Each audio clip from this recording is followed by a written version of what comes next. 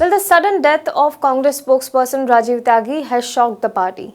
Tyagi had participated in a live TV debate with BJP spokesperson Sambit Patra. After the highly charged debate, Tyagi suffered a cardiac arrest and passed away.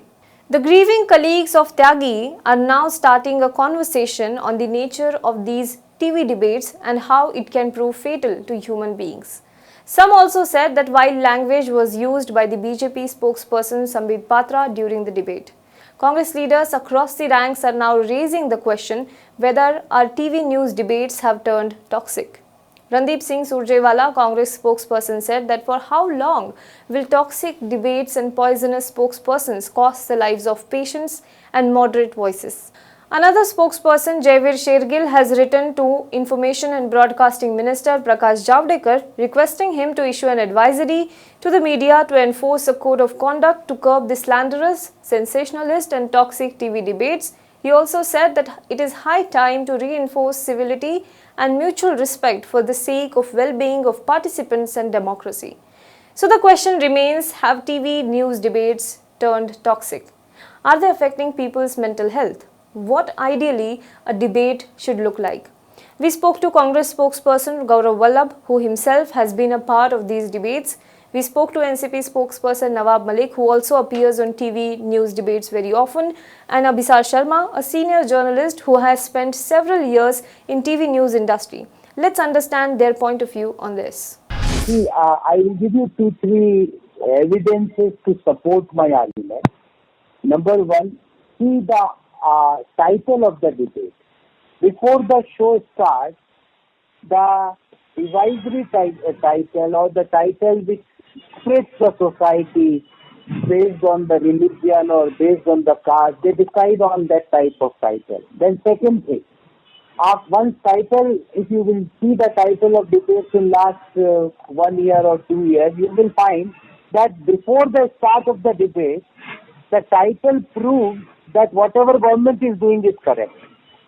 And the title, either it separates the society or it tries to prove that whatever government is doing is correct. Then once the debate starts, then against one Congress spokesperson, there will be 3 to 4, I can say, authorized and unauthorized spokesperson. One from BJP, one spokesperson from RSS, one independent expert, but that expert is not independent, that's a BJP Karyakarta, and over all these things the anchor. So these 4 people try to argue with the Congress spokesperson. Third thing, all questions are asked to the Congress, who is not in power for last 6+ years. So there is no one who asks a question to the BJP, who is in power for last 6.5 years. But all questions are targeted towards Congress party. And last but not the least, if I will ask you that whenever the Congress spokesperson starts speaking, either the feeder got down, or because of technical issues your connection will be lost, or suddenly the anchor will say, okay, I have to go for a break. So this is I can say this is a planned exercise. The titles are planned at some place. The planned titles are executed in some different news channel studios, and what will be said by one spokesperson against the 3 to 4 BJP spokesperson, that also is planned. So I will say this is a toxic discourse. I agree with that. That it's very much a toxic discourse, and it is not good in long term for the social fabric of our country. If we are going to continue debating like this, if we are going to continue arguing like this, and I will give you one more last evidence in support of my argument, that have you observed that any prime time debate in last 1 month on new education policy which is going to affect our generation?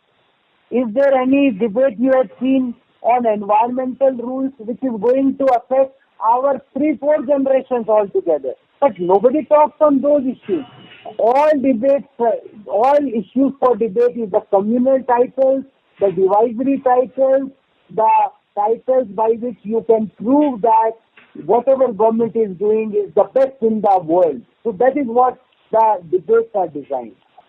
I can tell you that the way debates are organized, and I will say that there's a planned way of organization of those debates. The way these planned debates are executed on TV channels, it's not easy. It's not easy. It requires a lot of effort. Even your argument based on facts, they will say, no, this is not wrong. And when three people on one side saying this is wrong, and only one person like me is saying this is correct, people will believe that these three liars, whatever they are saying, is correct. But that is not true. What factually I am saying most of the time was correct. So I can say it's a pressured job. It's a lot of times we have to control on our emotions when people are going to talk up or make a personal attack on you, on your family, on your top leadership, on your clothes, on the tika which is on your forehead, on your religion. People used to make a personal comment on that. But that is not the ultimate purpose of all these discourses. I think ultimate purpose of debate is to give a perspective to the people of our country that these are two perspectives. One perspective is this, another perspective is this. But down the line, the way TV debates are going on, that's not in the right way or in the right spirit. For a person like me, I used to laugh, and because if somebody is making altogether false statements, rather than fighting with him, I used to laugh on his ignorance. But yes, if you are emotional, sometimes it hurts me also personally. It affects me. And then a post-debate, the troll army of the Bharatiya Janata Party is going to make abusive comments on your social media handle. So that may affect by and large to every spokesperson, but it affects more to some spokesperson and it affects something less to some few other spokesperson. But it's saying that it doesn't affect is not the right answer to your question. Debates are conducted. They were not in healthy atmosphere. Always they want to make it hot up. Due to some of the people lose their patience. Some of the people are hypertension. So definitely it affects their health also. And out of that, Rajiv, this Tyagi's death, I think he was hypertension due to that debate. The way he was not allowed to speak. Since last attempt he has made by asking for reply, so I think due to hypertension, some kind of a thing happened to his health.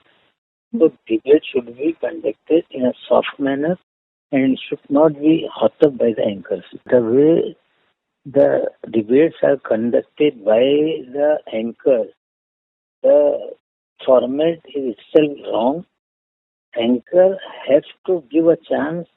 He has to open up the debate. But despite debate, it is like a bullfighting. So this is not fair. First of all, the current format of the debates that we see on mainstream news channels should be banned, because current debates on mainstream news channels have, they resemble like a colosseum. During the Roman era, there used to be these massive stadiums where, the people were invited and people would actually watch people having a fight amongst themselves, man combating a tiger combating a lion. So it was a drama, and the main purpose of these fights in Colosseum was that people they could divert the attention of people from the real issues. When the rulers were incompetent, and this is precisely what is happening with these debates that we see on news channels. Because what are these debates trying to do? All that they're trying to do is to disturb the social fabric of the society, particularly when we see the kind of communally sensitive undertones. And forget about that. It's not merely about communally sensitive undertones. They actually cater to the political agenda of the ruling party, because it kind of suits the government to kind of have, or the BJP to have such communally sensitive debates that kind of create a division between Hindus and Muslims. For example, what was happening in Bangalore, which, the debate that was happening in this news channel in which Rajiv Tyagi lost his life. In that debate, the question that should have been asked was that whose government is in Karnataka? The man who wrote that insensitive tweet, which party did he belong to?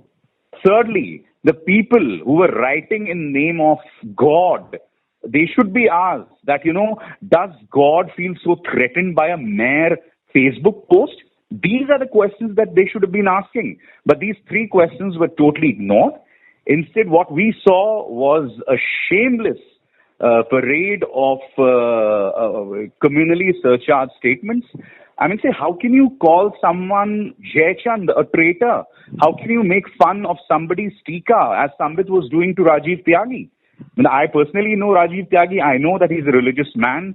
And since it was Janmashtami, I was told by his family members that, he was a part of a puja. It's shocking the kind of turn the debates are taking place right now.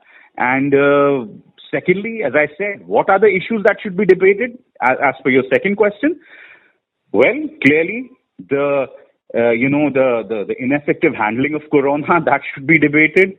The fact that China is still in your territory, that should be debated. The fact that Joe Biden has a clear lead off on Donald Trump, and our Prime Minister had backed Donald Trump in the elections in an open stadium. And now, if the Democrats come to power, it's going to be that's going to create a lot of trouble for India. So strategically, diplomatically, India will be isolated not only in its neighborhood, but also by a major force like America. So these are the issues that should be debated by the journalists of our country. But what are they doing? That's all in front of you. When you're part of such debates, your adrenaline is always high. To make matters worse, if you have a disease, a problem like hypertension, high blood pressure, it kind of adds to that. And as I was told by some of my sources in the Congress, that, he was probably fasting the whole day. Now, this added to it.